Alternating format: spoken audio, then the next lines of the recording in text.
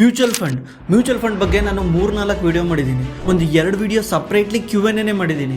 ಆದರೂ ನನಗೆ ಎಷ್ಟೊಂದು ಕಾಮೆಂಟ್ಸ್ ಬರ್ತಿರ್ತವೆ ಮ್ಯೂಚುವಲ್ ಫಂಡ್ ಬಗ್ಗೆ ವಿಡಿಯೋ ಮಾಡಿ ಅಂತ. ಅದಕ್ಕೆ ನಾನು ಒಂದು ಡಿಸೈಡ್ ಮಾಡಿದ್ದೀನಿ, ಮ್ಯೂಚುವಲ್ ಫಂಡ್ ಬಗ್ಗೆ ಒಂದು ಸೀರೀಸ್ ಸ್ಟಾರ್ಟ್ ಮಾಡೋಣ ಅಂತ. ಯಾಕಂದರೆ ಮ್ಯೂಚುವಲ್ ಫಂಡ್ ಅನ್ನೋದು ಎಷ್ಟು ಮುಖ್ಯ ಅಂದರೆ, ಮ್ಯೂಚುವಲ್ ಫಂಡಿಂದ ಒಬ್ಬ ಲೋವರ್ ಮಿಡಲ್ ಕ್ಲಾಸ್ ವ್ಯಕ್ತಿ ಅಪ್ಪರ್ ಮಿಡಲ್ ಕ್ಲಾಸ್ ಆಗ್ತಾನೆ, ಒಬ್ಬ ಕಡು ಬಡವ ಅಟ್ಲೀಸ್ಟ್ ಮಿಡಲ್ ಕ್ಲಾಸ್ ಆಗ್ತಾನೆ.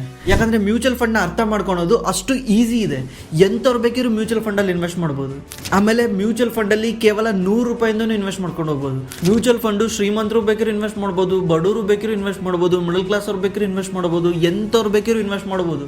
ಮ್ಯೂಚುವಲ್ ಫಂಡಲ್ಲಿ ಯಾವುದೇ ಥರ ರಿಸ್ಟ್ರಿಕ್ಷನ್ ಇಲ್ಲ. ಆಮೇಲೆ ಮ್ಯೂಚುವಲ್ ಫಂಡ್ನ ನೀವು ಯಾವಾಗ ಬೇಕಿರೋ ವಿಡ್ರಾ ಮಾಡ್ಕೊಬೋದು. ನೀವೇನಾದರೂ ಇನ್ವೆಸ್ಟ್ ಮಾಡಿದ್ರೆ 100 ರೂಪಾಯಿ ಅಂದರೆ ನೀವು ನಾಳೆನೇ ಬೇಕಿರೋ ವಿಡ್ರಾ ಮಾಡ್ಕೊಬೋದು. ಅದು 2 ದಿವಸ ಬಿಟ್ಟು ನಿಮ್ಮ ಅಕೌಂಟಿಗೆ ವಾಪಸ್ ಬರುತ್ತೆ. ನನ್ನ ಪ್ರಕಾರ ಇಂಡಿಯಾದಲ್ಲಿರೋ ಪ್ರತಿಯೊಬ್ಬರೂ ಮ್ಯೂಚುವಲ್ ಫಂಡ್ ಬಗ್ಗೆ ತಿಳ್ಕೊಳ್ಳೇಬೇಕು. ಯಾಕಂದರೆ ಮ್ಯೂಚುವಲ್ ಫಂಡ್ ಪವರ್ ಆ ಥರ ಇದೆ.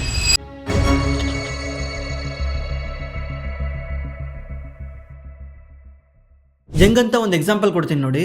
ನಮ್ಮ ಇಂಡಿಯಾದಲ್ಲಿ ಜಾಸ್ತಿ ಇನ್ವೆಸ್ಟ್ ಮಾಡೋದಂದರೆ ಯಾವ್ದು ಹೇಳಿ? ನಮ್ಮ ಇಂಡಿಯಾದಲ್ಲಿ ಯಾರ ಕೈಯೆಲ್ಲ ದುಡ್ಡು ಸಿಕ್ಕಿದ್ರೆ, ನಮ್ಮ ಮಿಡಲ್ ಕ್ಲಾಸ್ ಬಗ್ಗೆ ಮಾತಾಡ್ತಿದ್ದೀನಿ, ಅಪ್ಪರ್ ಮಿಡಲ್ ಕ್ಲಾಸು ಶ್ರೀಮಂತರ ಬಗ್ಗೆ ಮಾತಾಡ್ತಿಲ್ಲ, ನಾನು ಮಿಡಲ್ ಕ್ಲಾಸ್ ಬಗ್ಗೆ ಮಾತಾಡ್ತಿದ್ದೀನಿ.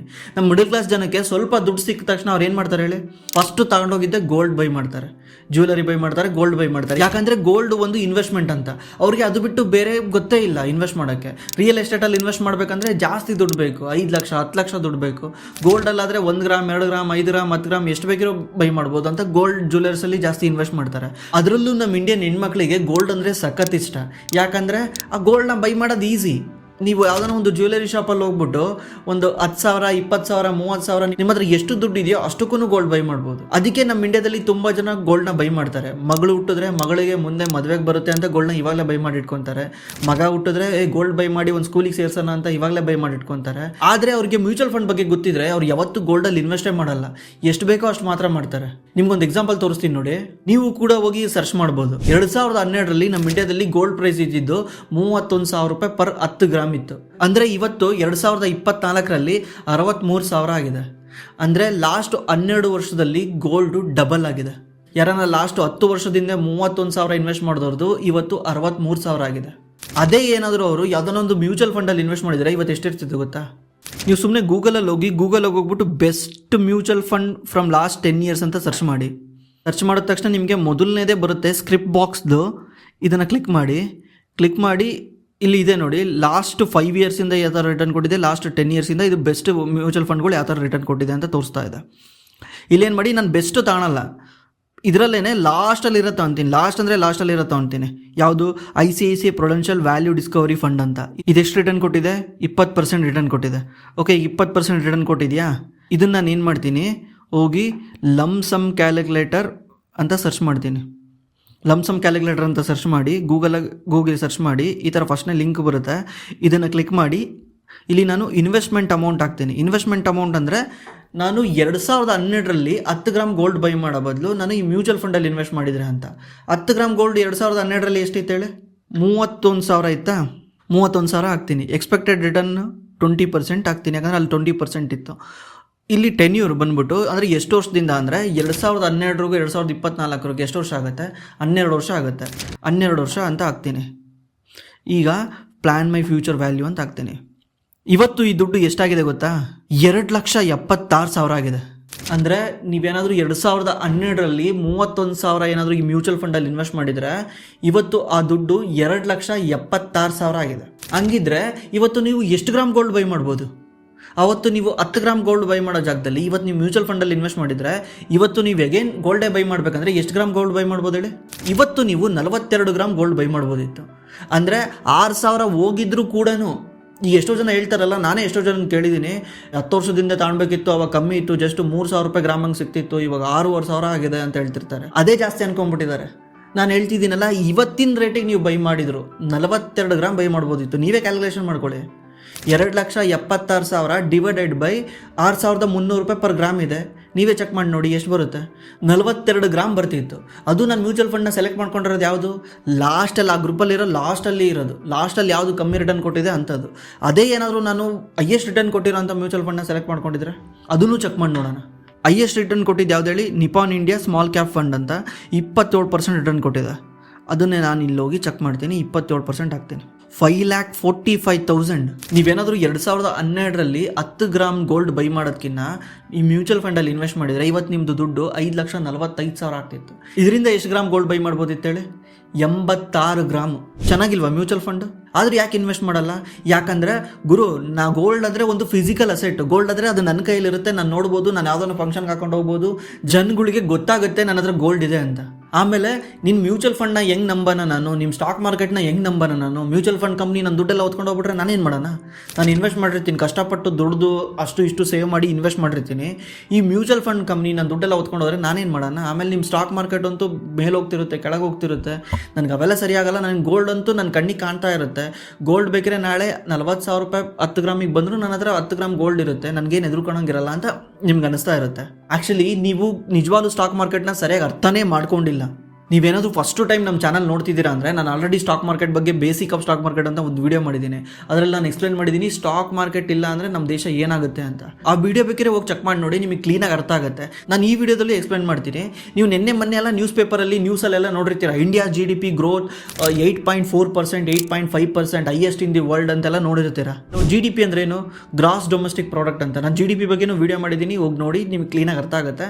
ಇಲ್ಲಿ ನಾನು ಸಿಂಪಲಾಗಿ ಹೇಳ್ತೀನಿ, ಗ್ರಾಸ್ ಡೊಮೆಸ್ಟಿಕ್ ಪ್ರಾಡಕ್ಟ್ ಅಂತ ಅಂದರೆ ನಮ್ಮ ದೇಶದಲ್ಲಿ ಎಷ್ಟು ಪ್ರಾಡಕ್ಟ್ಗಳು ಪ್ರೊಡ್ಯೂಸ್ ಆಗಿದಾವಲ್ಲ, ಈವನ್ ಅಕ್ಕಿ ಇರ್ಬೋದು, ರಾಗಿ ಇರ್ಬೋದು, ಜೋಳ ಇರ್ಬೋದು, ಒಂದು ಕ್ಯಾಮ್ರಾ ಇರ್ಬೋದು, ಫೋನ್ ಇರ್ಬೋದು, ಬಟ್ಟೆ ಇರ್ಬೋದು, ಸ್ಪೆಕ್ಸ್ ಇರ್ಬೋದು, ಏನೇನು ಪ್ರೊಡ್ಯೂಸ್ ಆಗಿದಾವಲ್ಲ ಆ ಐಟಮ್ನೆಲ್ಲಾನು ಸೇರಿಸಿದ್ರೆ ನಾವು GDP ಅಂತ ಹೇಳ್ತೀವಿ. ಅದು ಲಾಸ್ಟ್ ವರ್ಷಕ್ಕಿಂತ ಈ ವರ್ಷ ಎಷ್ಟು ಗ್ರೋತ್ ಆಗಿದೆ ಅಂತ ಕಂಡುಹಿಡಿದ್ರೆ GDP ಗ್ರೋತ್ ಪರ್ಸೆಂಟೇಜಲ್ಲಿ ಕಂಡುಹಿಡಿತೀವಿ. ಈಗ ನೀವೇನು ನೋಡ್ತಿದ್ದೀರಲ್ಲ 8%, 8.4%, ಇದು ರಿಯಲ್ GDP. ಇನ್ನೊಂದು ಬರುತ್ತೆ ನಾಮಿನಲ್ GDP ಅಂತ. ನಾಮಿನಲ್ GDP ಅಂದರೆ ಇನ್ಫ್ಲೇಷನ್ ಆ್ಯಡ್ ಆಗಿರಲ್ಲ. ಇದು ನಿಮಗೆ ಕಾಂಪ್ಲಿಕೇಶನ್ ಅನ್ಸುತ್ತೆ, ಸಿಂಪ್ಲಿ ಅರ್ಥ ಮಾಡ್ಕೊಳ್ರಿ. ನಮ್ಮ India GDP 14ರಿಂದ 15% nominal GDP grow ಆಗುತ್ತೆ ನಮ್ಮ ಇಂಡಿಯಾದ. ವರ್ಷದಿಂದ ವರ್ಷಕ್ಕೆ ನಮ್ಮ ಇಂಡಿಯಾ 14ರಿಂದ 15% ಗ್ರೋ ಆಗುತ್ತೆ. ಈಗ ನಮ್ಮ ಇಂಡಿಯಾ ಗ್ರೋ ಆಗಬೇಕಂದ್ರೆ ಕಾರಣ ಏನು? ಇದೇ ನಮ್ಮ ಸ್ಟಾಕ್ ಮಾರ್ಕೆಟಲ್ಲಿರೋ ಕಂಪ್ನಿಗಳಿಂದನೇ ನಮ್ಮ ಇಂಡಿಯಾ ಗ್ರೋ ಆಗೋದು. ಯಾವ ಥರ?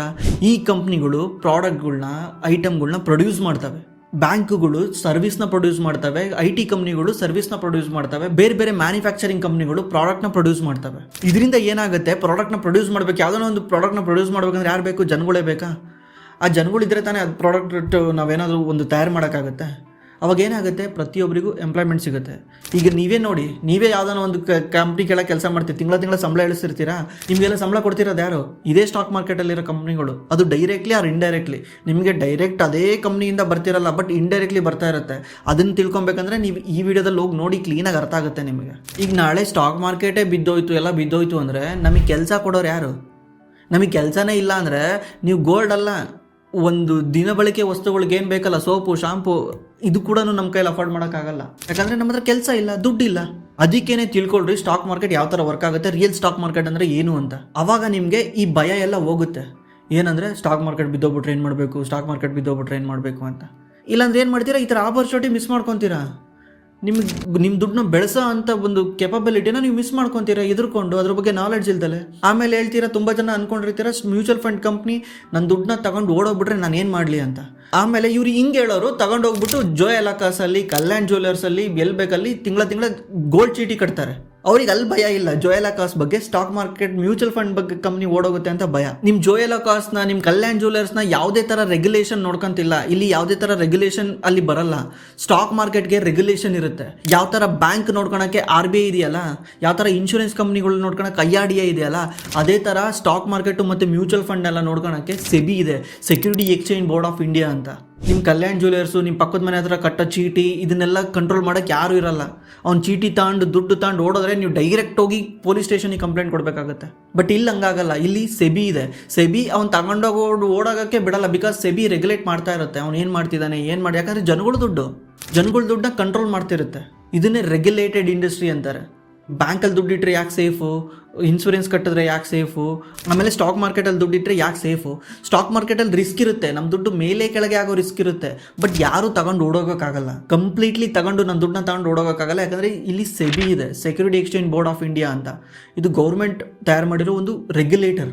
ಇದು ರೆಗ್ಯುಲೇಟ್ ಮಾಡ್ತಾ ಇರುತ್ತೆ. ನಿಮ್ಮ ಫ್ಯಾನ್ ರೆಗ್ಯುಲೇಟ್ ಮಾಡ್ತಿರ್ತೀವಲ್ಲ ನಾವು ಮನೆಯಲ್ಲಿ, 1 ಬೇಕಾ 2 ಬೇಕಾ 3 ಬೇಕಾ ಅಂತ, ಅದೇ ಥರ ಇದು ಸ್ಟಾಕ್ ಮಾರ್ಕೆಟ್ನ ಮತ್ತು ಮ್ಯೂಚುವಲ್ ಫಂಡ್ನ ರೆಗ್ಯುಲೇಟ್ ಮಾಡ್ತಾ ಇರುತ್ತೆ. ಯಾವ ಥರ ರೂಲ್ಸು ರೆಗ್ಯುಲೇಷನ್ ಎಲ್ಲ ಸೆಟ್ ಮಾಡಿ. ಸೆಬಿದೊಂದು ರೂಲ್ಸ್ ಇದೆ. ಈಗ ನಾವೇನಾದರೂ SIP ಕಟ್ತೀವಲ್ಲ, ತಿಂಗಳ ಕಟ್ತೀವಲ್ಲ ಮ್ಯೂಚುವಲ್ ಫಂಡಲ್ಲಿ, ಆ ದುಡ್ಡು ಮ್ಯೂಚುವಲ್ ಫಂಡ್ ಏನಾದರೂ ರಿಸೀವ್ ಮಾಡಿದ ತಕ್ಷಣ ಆ ದುಡ್ಡಲ್ಲಿ 95% ದುಡ್ಡು ಮ್ಯೂಚುವಲ್ ಫಂಡು ಅದೇ ದಿವಸನೇ ಸ್ಟಾಕ್ ಮಾರ್ಕೆಟಲ್ಲಿ ಇನ್ವೆಸ್ಟ್ ಮಾಡಬೇಕು. ಅದೇ ದಿವಸನೇ 2-3 ದಿವಸ ಗ್ಯಾಪ್ ಇರುತ್ತೆ. ಒಟ್ಟು ಅದೇ ಟೈಮ್ ಒಳಗೆ ಅವರು ಆ ದುಡ್ಡನ್ನ ಸ್ಟಾಕ್ ಮಾರ್ಕೆಟಲ್ಲಿ ಇನ್ವೆಸ್ಟ್ ಮಾಡಿಬಿಡ್ಬೇಕು. ಇನ್ನು ಉಳಿದಿರೋ 5-6% ದುಡ್ಡನ್ನ ಮಾತ್ರ ಅವರು ಕೈಯಲ್ಲಿ ಇಟ್ಕೊಬೇಕು, ಕ್ಯಾಶ್ನ. ಯಾಕಂದರೆ ಮತ್ತೆ ಅದನ್ನು ಆಪರ್ಚುನಿಟಿ ಬಂದರೆ ಇನ್ವೆಸ್ಟ್ ಮಾಡೋಕ್ಕೆ. ಈ ಮ್ಯೂಚುವಲ್ ಫಂಡ್ ಕಂಪ್ನಿ ಓಡೋದು ಅನ್ಕೊಂಬಿಡಿ, ನಾಳೆ ಓಡೋಗ್ಬಿಟ್ಟು ಅವನು ನಮ್ಮ ದುಡ್ಡೆಲ್ಲ ತಗೊಂಡು ಓಡೋಗ್ಬಿಟ್ಟ ಅನ್ನೋಕ್ಕೆ ಅವ್ನು ಹೆಂಗೆ ಓಡೋಗಿ ಬರುತ್ತೆ? ಯಾಕಂದರೆ ಅವನು ಇನ್ವೆಸ್ಟ್ ಮಾಡಿರೋ ಸ್ಟಾಕ್ಸಲ್ಲಿ, ಇನ್ಫೋಸಿಸಲ್ಲಿ, TCS ಅಲ್ಲಿ, ರಿಲಯನ್ಸಲ್ಲಿ, HDFC ಬ್ಯಾಂಕಲ್ಲಿ, ಈ ಬ್ಯಾಂಕನ್ನೇ ತಗೊಂಡು ಓಡೋಗಿ ಬರುತ್ತಾ ಅವನು? ಈ ಇನ್ಫೋಸಿಸ್ನೇ ತಗೊಂಡು ಓಡೋಗಿ ಬರುತ್ತಾ? ಅದೆಂಗಾಗುತ್ತೆ? ಆಗಕ್ಕೆ ಚಾನ್ಸೇ ಇಲ್ಲ. ಅದಕ್ಕೋಸ್ಕರನೇ ಗೌರ್ಮೆಂಟ್ ರೆಗ್ಯುಲೇಟ್ ಮಾಡ್ತಾನೆ ಇರುತ್ತೆ. ಅವ್ರಿಗೆ ಎವ್ರಿ ಮಂತ್ ರೆಗ್ಯುಲೇಟ್ ಮಾಡ್ತಾ ಇರುತ್ತೆ. ಸೆಬಿ ಕೆಲಸನೇ ಇದು. ಸೆಬಿ ಎಂಪ್ಲಾಯ್ಗಳಿಗೆ ಗೌರ್ಮೆಂಟ್ ಸಂಬಳ ಕೊಡ್ತಿರೋದೇ ಈ ಕೆಲಸ ಮಾಡೋಕ್ಕೆ. ನಮ್ಮ ದುಡ್ಡು ತಗೊಂಡು ಓಡೋಗೋ ಚಾನ್ಸು ತುಂಬ ಕಡಿಮೆ ಇರುತ್ತೆ, ಆಲ್ಮೋಸ್ಟ್ 0 ಇರುತ್ತೆ. ಇನ್ನು ನಿಮ್ಮ ಕಲ್ಯಾಣ್ ಜ್ಯುವೆಲ್ಲರ್ಸ್ ಇರ್ಬೋದು, ಆಮೇಲೆ ಬೇರೆ ಏನು ಜ್ಯುವೆಲ್ಲರ್ಸ್ ಶಾಪಲ್ಲಿ ಕಟ್ತಿರಲ್ಲ, ಅವ್ರು ತಗೊಂಡು ಓಡಿದ್ರೆ ನೀವು ಡೈರೆಕ್ಟ್ ಹೋಗಿ ಪೊಲೀಸ್ ಸ್ಟೇಷನಿಗೆ ಕಂಪ್ಲೇಂಟ್ ಕೊಡಬೇಕಾಗತ್ತೆ. ಅವನು ಮತ್ತೆ ಅದನ್ನು ಕೋರ್ಟಲ್ಲಿ ತಗೊಂಡೋಗಿ ಅಲ್ಲಿ ಫೈಟ್ ಆಗಿ ಎಷ್ಟು ವರ್ಷ ಆದಮೇಲೆ ನಿಮ್ಮ ದುಡ್ಡು ಬರುತ್ತೆ, ಬರ್ದಂಗಿರ್ಬೋದು. ಬಟ್ ಇಲ್ಲಿ ಹಂಗಾಗ ಚಾನ್ಸ್ ಇಲ್ವೇ ಇಲ್ಲ. ಹಾಗಿದ್ರೆ ಮ್ಯೂಚುವಲ್ ಫಂಡು ಯಾಕೆ ಬೆಸ್ಟು? ನನ್ನ ಪ್ರಕಾರ ಮ್ಯೂಚುವಲ್ ಫಂಡು ಯಾಕೆ ಬೆಸ್ಟು ಅಂದರೆ, ಈಗ ನಾನು ಸ್ಟಾಕ್ ಮಾರ್ಕೆಟ್ ಬಗ್ಗೆ ವಿಡಿಯೋ ಮಾಡ್ತಾನೆ ಇರ್ತೀನಿ.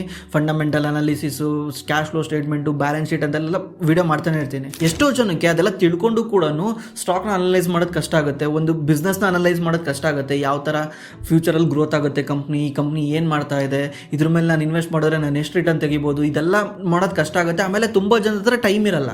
ಈಗ ಎಕ್ಸಾಂಪಲ್ಲು, ಯಾವುದೋ ಒಂದು ಹೊಸದಾಗಿ ಕೆಲಸಕ್ಕೆ ಸೇರಿರೋ ಹುಡುಗ, ಅವನು ಏನು ಮಾಡ್ತಾನೆ, ಅವನು ಕೆರಿಯರ್ನ ಇಂಪ್ರೂವ್ ಮಾಡ್ಕೊಳೋಕ್ಕೆ ನೋಡ್ತಿರ್ತಾನೆ. ಅಂದರೆ ನಾನು ಬೇರೆ ಕಂಪ್ನಿಗೆ ಜಂಪ್ ಆದರೆ ನನಗೆ ಎಷ್ಟು ಸ್ಯಾಲ್ರಿ ಸಿಗುತ್ತೆ, ನನಗೆ ಸ್ಯಾಲ್ರಿ ಇನ್ಕ್ರೀಸ್ ಮಾಡ್ಕೊಬೇಕು ಅಂತ ಒಂದು ಫೈಟ್ ಇರುತ್ತೆ. ಅವನ ಹತ್ರ ಟೈಮೇ ಇರಲ್ಲ ಈ ಸ್ಟಾಕ್ ಅನಲೈಸ್ ಮಾಡೋಕ್ಕೆ, ಇದಕ್ಕೆಲ್ಲ ಟೈಮ್ ಇರಲ್ಲ. ಆಮೇಲೆ ಎಷ್ಟೋ ಜನಕ್ಕೆ ಟೈಮ್ ಇರಲ್ಲ. ಒಟ್ಟು ಅವ್ರು ಇನ್ವೆಸ್ಟ್ ಮಾಡ್ಬೇಕು ಸ್ಟಾಕ್ ಮಾರ್ಕೆಟಲ್ಲಿ. ಅಂತರ್ಗಂತಾನೆ ಕಂಡುಹಿಡಿದಿರೋದು ಇದು ಮ್ಯೂಚುವಲ್ ಫಂಡು ನಮ್ಮ ಇಂಡಿಯಾದಲ್ಲಿ ಲಾಸ್ಟ್ 30 ವರ್ಷದಿಂದನೂ ಇದೆ. ಈ ಮ್ಯೂಚುವಲ್ ಫಂಡ್ ಯಾವ ಥರ ಕೆಲಸ ಮಾಡುತ್ತೆ ಅಂದರೆ, ಈಗ ಡೈರೆಕ್ಟ್ ಸ್ಟಾಕ್ ಮಾರ್ಕೆಟಲ್ಲಿ ಇನ್ವೆಸ್ಟ್ ಮಾಡೋಕ್ಕೆ ನಮಗೆ ನಾಲೆಡ್ಜ್ ಇಲ್ಲ, ಫಸ್ಟ್ ಆಫ್ ಆಲ್ ಟೈಮ್ ಇಲ್ಲ. ಆವಾಗ ನಮಗೆ ಈ ಮ್ಯೂಚುವಲ್ ಫಂಡ್ ಕಂಪ್ನಿದು ದಾರಿ ಓಪನ್ ಆಗುತ್ತೆ. ಈ ಮ್ಯೂಚುವಲ್ ಫಂಡ್ ಕಂಪ್ನಿ ಏನು ಮಾಡುತ್ತೆ ಅಂದರೆ, ಈ ಹೆಸರೇ ಹೇಳ್ದಂಗೆ ಇದು ಮ್ಯೂಚುವಲ್ ಆಗಿ ನಮ್ಮ ಹತ್ರ ದುಡ್ಡನ್ನ ಕಲೆಕ್ಟ್ ಮಾಡುತ್ತೆ. ಎಕ್ಸಾಂಪಲ್ಲು, ಈಗ ನೀವು 1,000 ರೂಪಾಯಿ ಕಟ್ಟಿದ್ದೀರಾ, ನಿಮ್ಮ ಫ್ರೆಂಡ್ಸ್ 1,000 ರೂಪಾಯಿ ಕಟ್ಟಿದ್ದಾನೆ, ನಾನು 1,000 ರೂಪಾಯಿ ಇನ್ವೆಸ್ಟ್ ಮಾಡಿದ್ದೀನಿ. ಈ ಥರ ಎಲ್ಲರ ಹತ್ರ ದುಡ್ಡು ಮ್ಯೂಚುವಲ್ ಆಗಿ ಕಲೆಕ್ಟ್ ಮಾಡಿಕೊಂಡು ಇವರು ಇನ್ವೆಸ್ಟ್ ಮಾಡ್ತಾರೆ ಸ್ಟಾಕ್ಗಳ ಮೇಲೆ. ಇದನ್ನು ಇನ್ವೆಸ್ಟ್ ಮಾಡೋಕ್ಕೆ ಎಕ್ಸ್ಪರ್ಟ್ ಇರ್ತಾರೆ, ಫಂಡ್ ಮ್ಯಾನೇಜರ್ ಅಂತ ಕರೀತಾರೆ. ಆ ಫಂಡ್ ಮ್ಯಾನೇಜರ್ಗೆ ಮಾರ್ಕೆಟ್ ಬಗ್ಗೆ ಎಕ್ಸ್ಪರ್ಟ್ ಇರುತ್ತೆ. ಆಮೇಲೆ ಅವ್ರದ್ದು ಟೀಮ್ ಇರುತ್ತೆ. ಅವ್ರ ಕೆಲಸನೇ ಬೆಳಗ್ಗೆಯಿಂದ ಸಂಜೆವರೆಗೂ ಸ್ಟಾಕ್ ಮಾರ್ಕೆಟ್ ಬಗ್ಗೆ ರಿಸರ್ಚ್ ಮಾಡ್ತಿರೋದು. ಈಗ ಅವ್ರು ಏನು ಮಾಡ್ತಾರೆ, ನಮ್ಮಂತರ ಹತ್ರ ಎಲ್ಲ ದುಡ್ಡು ಇಸ್ಕೊಂಡು ಅವರು ನಮ್ಮ ಬದಲು ಅವರು ಸ್ಟಾಕ್ ಮಾರ್ಕೆಟಲ್ಲಿ ಇನ್ವೆಸ್ಟ್ ಮಾಡ್ತಾರೆ. ಆ ಬಂದಿರೋ ರಿಟರ್ನ್ನ ನಮಗೆ ವಾಪಸ್ ಕೊಡ್ತಾರೆ. ಅವರು ಒಂದು ಫೀಸ್ ಚಾರ್ಜ್ ಮಾಡಿ 1% ಇಲ್ಲ 2% ಫೀಸ್ನ ಚಾರ್ಜ್ ಮಾಡಿ ಆ ಬಂದಿರೋ ರಿಟರ್ನ್ನ ನಮಗೆ ವಾಪಸ್ ಕೊಡ್ತಾರೆ. ಇದೇ ಥರ ಮ್ಯೂಚುವಲ್ ಫಂಡ್ ವರ್ಕ್ ಆಗೋದು. ಈವನ್ ತುಂಬ LIC ನೀವು ಇನ್ಶೂರೆನ್ಸ್ ಕಟ್ತಿರಲ್ಲ, ಅದನ್ನು ಇದೇ ಥರನೇ ವರ್ಕ್ ಆಗೋದು. ಬಟ್ ಅಲ್ಲೇನು ಮಾಡ್ತಾರೆ ಅಂದರೆ, ಅವರು ಅಲ್ಲಿ ನಿಮಗೆ ಡೈರೆಕ್ಟಾಗಿ ಹೇಳ್ಬಿಡ್ತಾರೆ, 1 ಲಕ್ಷ ಕಟ್ಟಿದ್ರೆ 10 ವರ್ಷ ಬಿಟ್ಬಿಟ್ಟು ನಿಮಗೆ 2 ಲಕ್ಷ ಸಿಗುತ್ತೆ ಅಂತ ಹೇಳ್ಬಿಡ್ತಾರೆ. ಫಿಕ್ಸ್ಡ್ ರಿಟರ್ನ್ ಅಂತ ಹೇಳ್ಬಿಡ್ತಾರೆ. ಅವಾಗ ನಿಮಗೆ ಒಂದು ಕ್ಲಾರಿಟಿ ಸಿಗುತ್ತೆ, 10 ವರ್ಷ ಬಿಟ್ಬಿಟ್ಟು ನನಗೆ 2 ಲಕ್ಷ ಸಿಕ್ಕೇ ಸಿಗುತ್ತೆ ಅಂತ.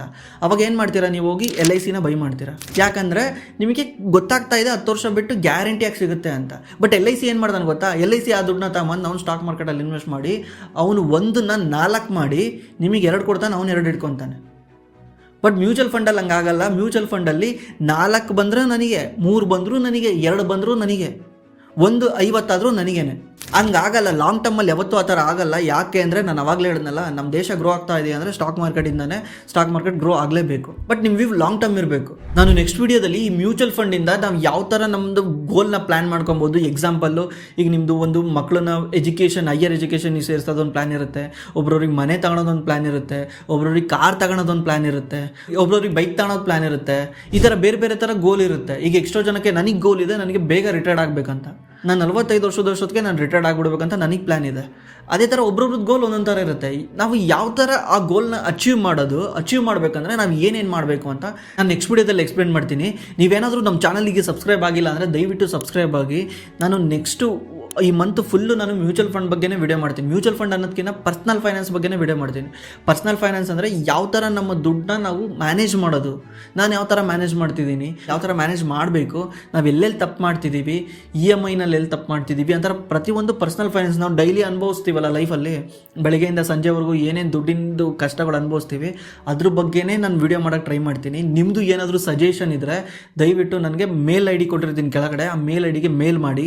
ನಿಮ್ಮದು ಏನೇ ಇದ್ರೂ ಇದ್ರ ಬಗ್ಗೆ ವಿಡಿಯೋ ಬರಬೇಕು ಅಂತ ದಯವಿಟ್ಟು ನೀವು ಎಕ್ಸ್ಪ್ಲೇನ್ ಮಾಡಿ. ಇಲ್ಲ ನಿಮ್ಮದು ಪರ್ಸ್ನಲಲ್ಲಿ ಏನಾದರೂ ನೀವು ಇಶ್ಯೂ ಇದ್ದರೆ ಅದನ್ನು ಕೂಡ ಎಕ್ಸ್ಪ್ಲೇನ್ ಮಾಡಿ, ಅದರಲ್ಲೊಂದು ಕಂಟೆಂಟ್ ಮಾಡೋಕ್ಕಾಗುತ್ತೆ ಟ್ರೈ ಮಾಡ್ತೀನಿ.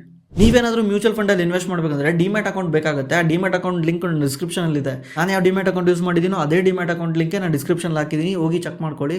ಇದು ಕಂಪ್ಲೀಟ್ಲಿ ಫ್ರೀ ಆಗಿರುತ್ತೆ. ಥ್ಯಾಂಕ್ಸ್ ಫಾರ್ ವಾಚಿಂಗ್, ಮತ್ತೆ ಸಿಗೋಣ.